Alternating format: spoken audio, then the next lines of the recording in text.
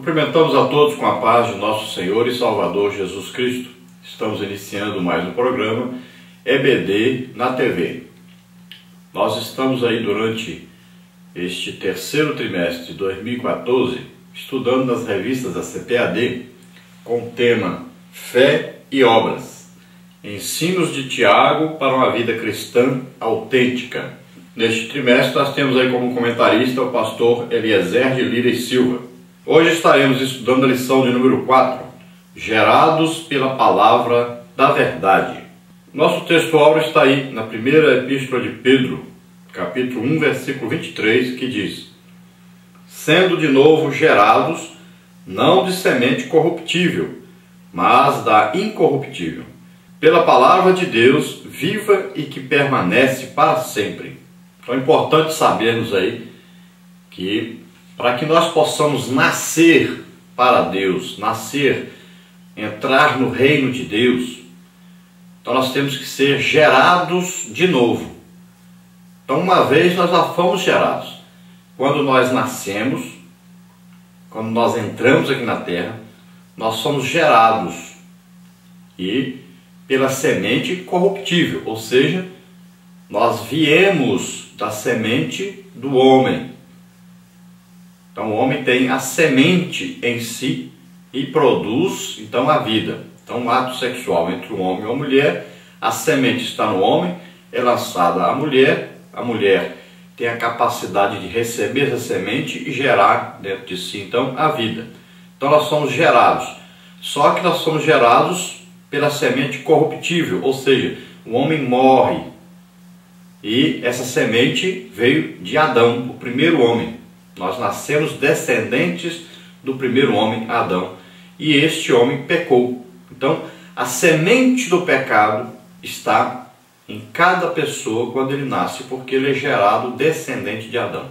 Então, a semente corruptível, uma semente que tem uma herança maligna. Agora, nós precisamos então, para entrar no reino de Deus, sermos gerados de novo. Então o que acontece? Nós temos que ouvir a palavra de Deus, a pregação do Evangelho, a necessidade de ouvir Deus falar conosco. E a falar o quê? A sua palavra, a sua semente. Esta palavra é Jesus Cristo.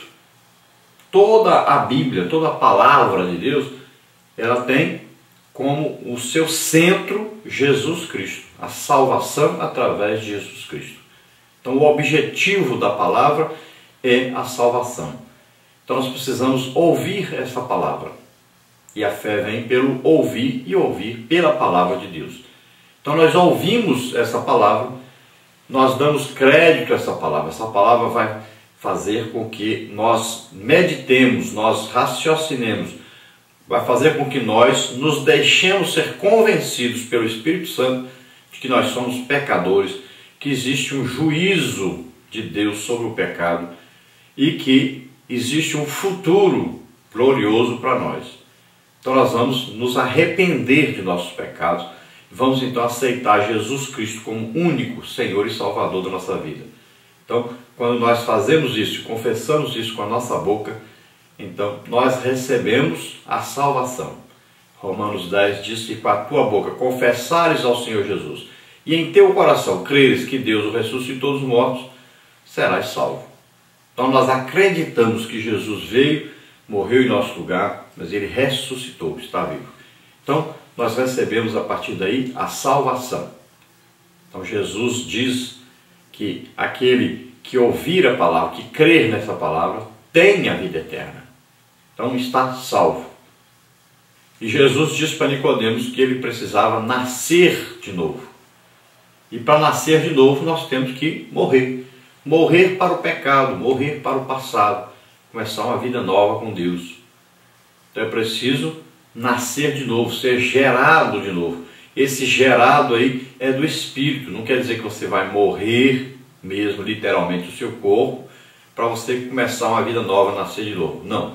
É preciso que você se arrependa do seu pecado, aceita Jesus como Senhor e Salvador. Isso vai causar a morte do pecado, a continuação daquela árvore maligna que existe dentro de nós, ela então morre. E aí ela vai parar de produzir pecados. Os frutos dessa árvore eram sempre pecados. Agora essa árvore está morta. Ela vai parar, ela vai cessar de produzir, porque a alimentação dela vai parar. Ela tinha uma alimentação interior em nós, que alimentava sempre o pecado. Agora então ela não vai ter mais essa alimentação. Então agora o que vai estar em nós é o Espírito Santo, é a semente de Deus, e não a semente maligna mais de Satanás que veio através de Adão. Mas agora quem vem morar em nós é o Espírito Santo. Então nós somos gerados de novo, agora de uma semente incorruptível. Agora a semente de Deus, não é a semente de Satanás, não é a semente também do homem. Esse é um milagre de Deus. Quando nós somos gerados de novo, nascemos de novo, é um milagre de Deus. A salvação é o maior milagre que existe. Então nós nascemos dessa palavra que é viva e que produz vida, e vida eterna, vida em abundância. Dentro da verdade prática agora diz: somente aqueles que foram gerados pela palavra da verdade são guiados pelo Espírito Santo. Então, para sermos guiados pelo Espírito Santo, para termos agora uma orientação do Espírito Santo, é preciso nascer de novo, é preciso ser gerado de novo, gerado pela palavra de Deus.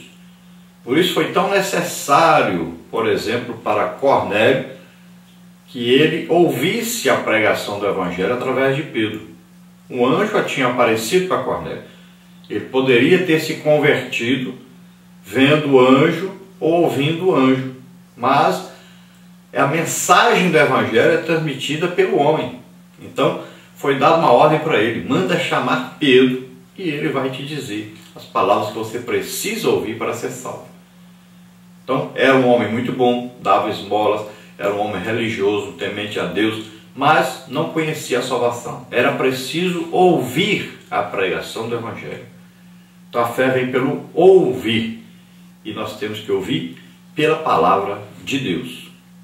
E veja que o primeiro Pentecoste, a primeira ação do Espírito Santo sendo derramado sobre a igreja, foi em Jerusalém com os apóstolos. Jesus disse para eles esperarem isso acontecer, e iria acontecer. Depois houve um segundo derramamento do Espírito Santo que, vamos dizer assim, que inaugura o derramamento do Espírito Santo para os gentios. Lá em Jerusalém eram os judeus que estavam reunidos, os discípulos, os apóstolos de Jesus. Mas havia necessidade de um derramamento para os gentios. E houve um derramamento na casa de Cornélio. Eles ouviram a pregação do Evangelho e o Espírito Santo veio sobre eles, caiu sobre eles, como caiu lá no dia do Pentecostes, sobre muitos de uma vez, e eles receberam, sem nunca terem visto batismo do Espírito Santo antes, não sabiam nem o que era. Assim também na casa de Cornélio, não houve uma pregação, um ensino sobre o batismo do Espírito Santo, mas veio sobre eles o Espírito Santo e eles receberam o batismo do Espírito Santo e começaram a falar em línguas, como no dia de Pentecostes. Então houve um derramamento inaugural na igreja, que nasceu em Jerusalém, através dos apóstolos e os discípulos de Jesus, e houve um derramamento do Espírito Santo na casa de Cornélio, na casa de gentios. Então mostrando que Deus não faz acepção de pessoas. Então o novo nascimento tanto é para judeus como para gentios. Esse ser gerados de novo, tanto faz ser judeu como ser gentio. Então Deus não faz acepção de pessoas e oferece a todos a salvação e dá a todos o Espírito Santo.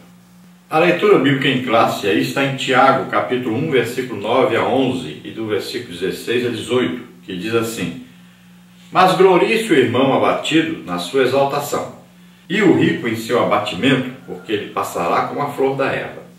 Porque sai o sol com ardor, e a erva seca, e a sua flor cai, e a formosa aparência do seu aspecto perece. Assim se murchará também o rico em seus caminhos. Não erreis, meus amados irmãos, toda boa dádiva e todo dom perfeito vem do alto, descendo do Pai das luzes, em quem não há mudança, nem sombra de variação. Segundo a sua vontade, ele nos gerou pela palavra da verdade, para que fôssemos como primícias das suas criaturas. Glória a Deus. Então o ensino do Tiago é o seguinte, é que o pobre, ele se gloria na sua pobreza mesmo. Por quê? Porque ele sabe que não é por causa de ser pobre que ele vai deixar de ser salvo.